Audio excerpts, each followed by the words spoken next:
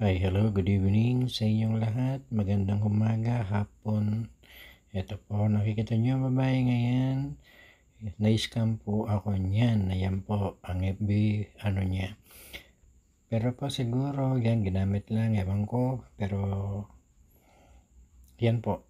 Diyan po ako nag-register sa kanya kasi gusto kong maglaro. Na-scam po niya ako. Ayan. Mag-ingat po kayo dyan. Ayan po, napakagandang babae, scammer lang pala. Ayan. Yan po siya, ingat-ingat. Ako naloko, hindi naman ako loko-loko. Bakit ako naloko? Ayan o. Kung titignan mo, hindi scammer, pero scammer ang babaeng ito. Ayan, Bomba Queen daw. Yan, Christine Joy Asuncion. Pero palagay ko hindi siya. Ayan po. Oh. At saka yung Joser yan, Joser L. Yan po ang ginamit niyang Gcash. Yan, dyan po ako nag-send po ako sa kanila yan. Na-scam ako. Ako naman ay tanga. Kaya po winlog ko daw pinakita ko para hindi na kayo hindi na kayo umulit sa kanila.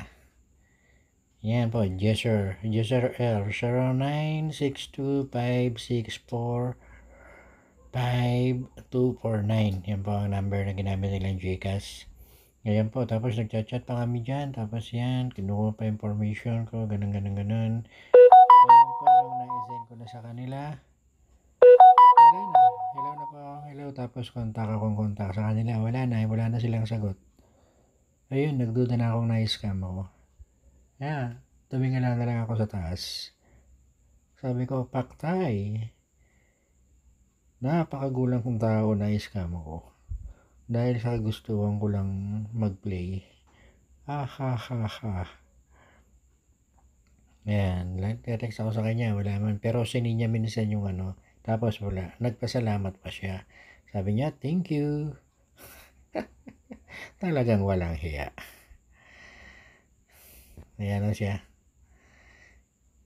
Ay, ingat-ingat po kayo para hindi kayo magaya sa akin. Alam ko hindi naman ako tanga. Ba't naging tanga ako? Nangyari. Sige po. Yan, ganang babae.